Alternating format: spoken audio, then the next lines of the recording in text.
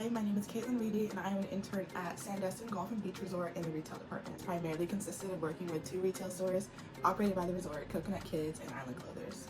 My tasks varied day to day. It was unpackaging shipments, seaming new garments and putting them out on the floor.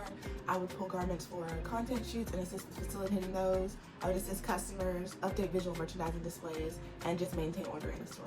I found this role while doing some research on Indeed. A few weeks later, I received an email from my current supervisor, Kelly, reaching out to do a remote interview, which we did. I received a job offer within the week of the interview. My favorite parts of my internship would definitely be working with passionate saleswomen. Also really enjoyed doing visual merchandising displays. I learned a lot this summer that if I have an idea that I should never be afraid to share it. I also have to learn how to work quickly under pressure. I've also learned how to better see things through the eye of the consumer.